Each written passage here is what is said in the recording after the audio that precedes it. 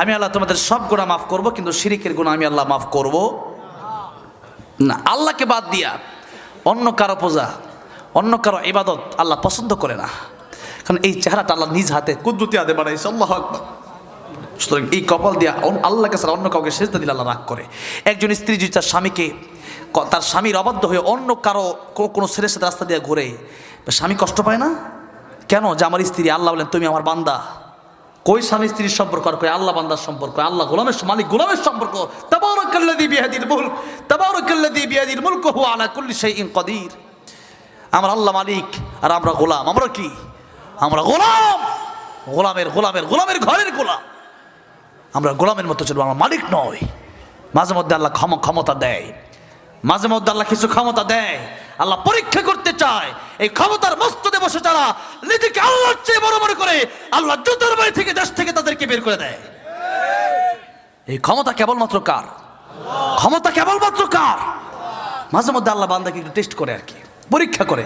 আল্লাহ দিয়ে খলাকাল মাউতা ওয়াল হায়াতা লিয়াবলুয়াকুম আইয়ুকুম আহসানু আমালা।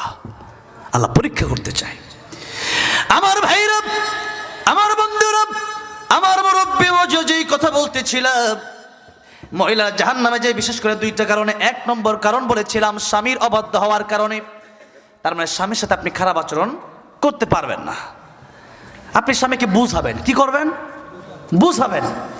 এরপরেও যদি কোনো কারণে এমন অত্যাচার যদি স্বামী করে যেই অত্যাচার আপনি সহ্য করতে পারেন, এমন লোক ও এমন স্বামী ওই দেশে আছে যে স্ত্রীকে প্রতিদিন, স্ত্রীকে না মানলে তার খাওয়ান হজম হয় না, খাবার হজম হয় না। এমন লোক আছে না দেশে? আছে, এমন লোক আছে। শুধু নারীদের কথা, এবার একটু পুরুষের দিকে যাব। কি বলেন? এবার মহিলারা একটু খুশি হন, মহিলারা ভালো করে ওয়াজ শোনেন আজকে। আমার নবীজি একদিন ঘরে ঢুকলেন। কোথায় ঢুকলেন? ঢুইকা দেখলো যে আয়েশা সিদ্দিকা রাদিয়াল্লাহু আনহা তিনি রুটি বানাচ্ছেন, আটা গুলছে, আর ওনার ঘুম ধরছে। আম্মা জান আয়েশা সিদ্দিকার, উনি একটু ঘুমায় পড়লেন, ছাগলে আয়েশা রুটি খাওয়া শুরু করছে। নবীজি এসে দেখলেন যে রুটি অর্ধেক বানানো হয়েছে আর অর্ধেক ছাগলে খায়, আর আটাগুলো গুলানো হয়েছে। তো নবীজি নিজে আয়েশা রুটি বানালেন, গুস্ত পাকালেন। যেরকম সুবহানাল্লাহ। আম্মা জান আয়েশা সিদ্দিকা, আম্মা জানের ঘুম যখন ভেঙে গেল, ডাক দেয়া বললেন, ইয়া রাসূলুল্লাহ, ইয়া হাবিবাল্লাহ, এটা আপনি করলেন কি? নবী কয়, আয়েশা রে, আমি রান্না বাড়া করলাম। আয়েশা রাদিয়াল্লাহু আনহা বলেন, ইয়া রাসূলুল্লাহ, ইয়া হাবিবাল্লাহ, আপনি না রাহমাতুল লিল আলামিন নবী, আপনি রাঁধছেন? নবী বলেন, আয়েশা রে, আমি রাহমাতুল লিল আলামিন নবী হইলে কি হইছে? আমি তো তোমার স্বামী। আল্লাহু আকবার বলেন। তো স্বামী হিসাবে আমিও তোমার সাথে একটু হেল্প, সহযোগিতা করতে চাই। এটা হলো নবীর চরিত্র। জোরে কোন সুবহানাল্লাহ। আর আমাদের স্বামী, দরজা খুল, পানি দে, জোরে কোন ঠিক না ঠিক? এই যদি হয় আপনার চরিত্র, তা আপনার নবীর আদর্শ কই মানলেন আপনি? আপনি তো নবীর আদর্শ থেকে বিচ্যুত হয়ে গেলেন। এই জন্যে আমার নবী যে আদর্শ দেখালেন, সেই আদর্শ আপনি দেখাবেন। রাসূল সাল্লাল্লাহু আলাইহি ওয়াসাল্লাম যখন পৃথিবীতে চলে যাবেন, তখন একটা মেসওয়াক আনতে বলেন। আম্মা জান আয়েশা সিদ্দিকা মেসওয়াক আনলেন। কি আনলেন? মেসওয়াক। বেশি বেশি মেসওয়াক করবেন। করেন তো? করবেন। মৃত্যুর সময় কালিমা নসিব হবে। কি নসিব হবে? কালিমা নসিব হয়ে যায়। মেসওয়াক করবেন। তো নবীজি তখন খুব জ্বর, তো অসুস্থ নবী। নবী বলেন, আয়েশা মেসওয়াক দাও। তো এই যে মেসওয়াক যখন দিলেন, তো আম্মা জান আয়েশা সিদ্দিকা রাদিয়াল্লাহু আনহাকে বলেন, একটু তুমি চিবায়া দাও যাতে নরম হয় মেসওয়াকটা। শক্ত দিয়ে তো মেসওয়াক করা যায় না, একটু নরম হওয়া লাগে না মেসওয়াকের মাথাটা? তখন আম্মা জান আয়েশা সিদ্দিকা রাদিয়াল্লাহু আনহা এই মেসওয়াকটা চিবায়া দিলেন। তখন নবীজি সেই মেসওয়াক নিয়ে সেই মেসওয়াক করলেন। আগে যে আয়েশা সিদ্দিকা রাদিয়াল্লাহু আনহার যেই থুতুগুলো লেগেছিল সেটা আগে তিনি ওনার মুখে নিলেন, এরপর তিনি মেসওয়াক করলেন। জোরে বলেন সুবহানাল্লাহ। আর আমাদের অবস্থা কি? এই জন্য আপনি অত্যাচার যদি করেন, তাহলে আপনি জালেম কাতারে পড়ে যাবেন। যে কথা বললাম, নারীরা যাবে দুইটা কারণে জাহান্নামে। কয়টা কারণে? একটা স্বামীর অবাধ্য হওয়ার কারণে, স্বামীর সাথে বেয়াদবি করার কারণে। দুই নম্বর কারণ হচ্ছে নারীরা, এবং নারীরা এটা পুরুষদের মধ্যেও আছে। এটা বলি আজকে আপাতত শেষ করি। এটা জিকিরের অপর পিঠ বলতে গিয়ে আমি এই কথাগুলো বলছিলাম, যে মানুষ আমার দেশে গীবত করে। এই কথাগুলো বলতে বলতে এই কথায় আসছিলাম। আরেকটা হলো গীবত। যে ব্যাপারে সূরা হুজুরাত আল্লাহ রাব্বুল আলামিন বললেন, ওয়ালা ইয়াগতাব বা'দুকুম বা'দা, তোমরা একজন আরেকজনের বিরুদ্ধে গীবত করবা না, অপবাদ পরনিন্দা করবা না। কেন?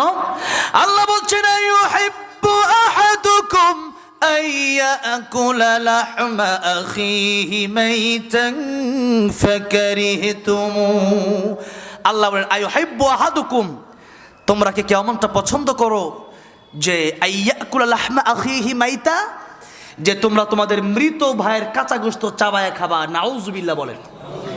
এটা কি আমরা কেউ পছন্দ করি? এরপর আল্লাহ নিজেই বলেন ফাকারিহতুমু, এটা তোমরা অপছন্দ করো।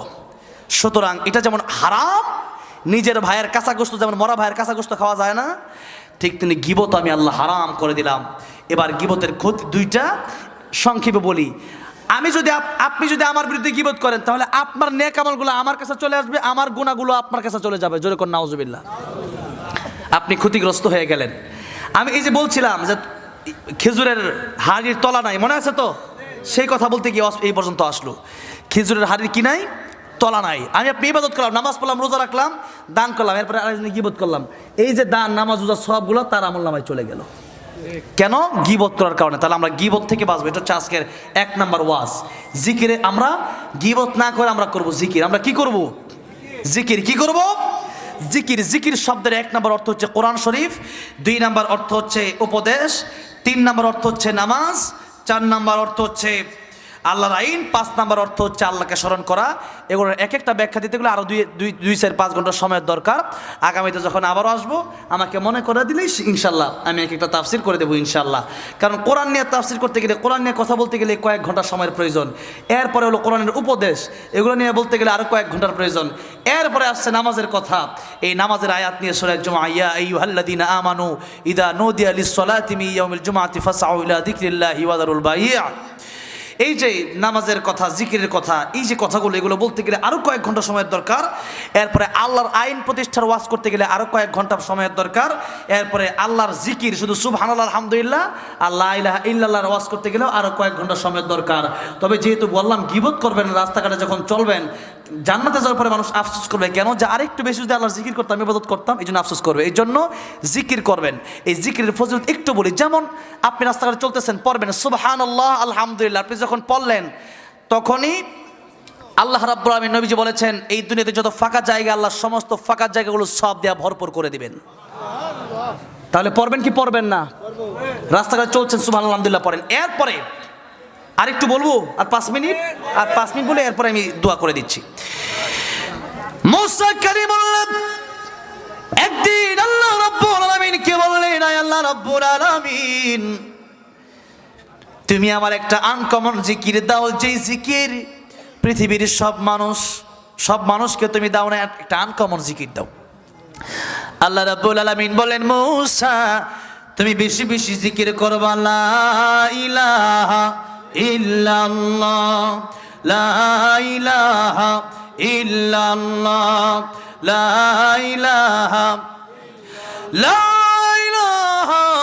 ইল্লাল্লাহ মুহাম্মাদুর রাসূলুল্লাহ সাল্লাল্লাহু আলাইহি সাল্লাম। মুসা কালিমুল্লাহ আল্লাহ রাব্বুল আলামিনকে বলেন, আল্লাহ রাব্বুল আলামিন, तमाम পৃথিবীর মানুষরা তো এই জিকির করে, আমি লা ইলাহা ইল্লাল্লাহর জিকির কেন করব? আল্লাহ রাব্বুল আলামিন বললেন, মুসা तमाम পৃথিবীর মানুষ লা ইলাহা ইল্লাল্লাহর জিকির করতে পারে, তবে শুনে রাখো, পৃথিবীতে যা কিছু আছে সব কিছুর চাইতে দামি আমি আল্লাহর কাছে লা ইলাহা ইল্লাল্লাহর জিকির। পড়বেন, দাম বাড়বে, রহমত নাজিল হবে, আল্লাহ সব দিয়ে দিবেন। এরপরে সূরা ইখলাস পড়বেন 3 বার করে, পড়লে 1 খতম কোরআন শরীফের সব। কয় খতম? নবী একদিন বললেন, তোমরা প্রতিদিন 1000 আয়াত তেলাওয়াত করে ঘুমাবা। সাহাবীরা বললেন, এটা অনেক কষ্টের ব্যাপার, প্রায় 6 পারা তেলাওয়াত করার সমান। নবীজি বললেন, তোমাদেরকে সহজ করে দিলাম, তোমরা সূরা তাকাসুর একবার পড়বা, আল্লাহ রাব্বুল আলামিন তোমাদেরকে 1000 আয়াত পড়ে ঘুমালে যে সওয়াব, সেই সওয়াব দান করে দিবেন। কোন সূরা? সূরা তাকাসুর। সূরা ইখলাস কয়বার পড়বেন? 3 বার। প্রতি 5 ওয়াক্ত নামাজের পর আয়াতুল কুরসি পড়বেন। কি পড়বেন? আয়াতুল কুরসি। মরতে দেরি, জান্নাতে যেতে দেরি না। সুবহানাল্লাহ। আমলগুলো করবেন। এরপরে এশার নামাজের পরে ঘুমের আগে পড়বেন সূরা মুলুক। কোন সূরা? এই সূরা মুলুক যারা পড়বে, নবীজি বলেছেন, কবরে এই সূরা মুলুক তাদের আযাব থেকে বাধা হয়ে দাঁড়াবে, তাদের কবরে আযাব হবে না। আর কিয়ামতের কঠিন ময়দানে এই সূরাটা আল্লাহ রাব্বুল আলামিনের সাথে যারা করবে, তর্ক করবে, আল্লাহ এই বান্দাকে জান্নাতে দিবা, নাহলে আমি কোরআনকে অস্বীকার করবা। আমি কোরআন যদি তুমি তোমার কালাম হয়ে থাকে তাহলে বান্দাকে জাহান্নামে দিতেই হবে। যদি করছো সুবহানাল্লাহ। তাহলে আমরা এই আমলগুলো করবো তো ইনশাআল্লাহ, করবো তো ইনশাআল্লাহ। আল্লাহ তৌফিক দান করেন, বলেন আমিন। আল্লাহ রাব্বুল আলামিন আমাদেরকে গীবত থেকে হেফাজত করেন, বলেন আমিন। আল্লাহ রাব্বুল আলামিন আল্লাহ জিকির করে, জিকির মানে কোরআন বলেছিলাম, জিকির মানে কোরআন শরীফ আপনি শিখবেন, বেশি বেশি কোরআন পড়বেন, কোরআনের উপদেশ। নামাজ বলেছিলাম, নামাজ না পড়লে আপনি সুবহানাল্লাহ আলহামদুলিল্লাহ পড়ে লাভ নাই, নামাজ পড়বেন। এরপরে আল্লাহর আইন মেনে নেবেন, এরপরে এই জিকিরগুলো করবেন।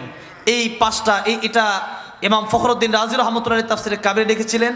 আজকে অনেক কথা বলা দরকার ছিল, এরপরও এক সিটি আসলো, আরেক বাচ্চা টার্গেট লাইট মারো, যার কারণে ওয়াজ গেল অন্যদিকে। যাই হোক, তারপরও আশা করি আপনাদের ফায়দা হবে ইনশাআল্লাহ। যতগুলো কথা শুনেছেন এগুলো যদি মানতে পারেন আপনার জীবন জান্নাতে যাওয়ার জন্য সহজ হয়ে যাবে। এই জন্য আল্লাহ রাব্বুল আলামিন আমাদেরকে খাঁটি মুসলমান, একজন দিনের দায়ী, একজন দিনের কর্মী হয়ে আল্লাহ রাব্বুল আলামিন যেন একজন খাঁটি মুসলমান হয়ে মুনাফিক যেন না হয়ে যায়, খাঁটি ইমানদার হয়ে যেন আল্লাহ কবরে যাওয়ার তৌফিক দান করে দেন, বলেন আমিন। আমি প্রথমে এই যে ইসলামের সঙ্গীতটা বলবো, আমি জানি এই ঝিনাইদহবাসী বিশেষ করে আল্লামা সাঈদীর জন্য, পাগল পাড়ার জন্য, বলেন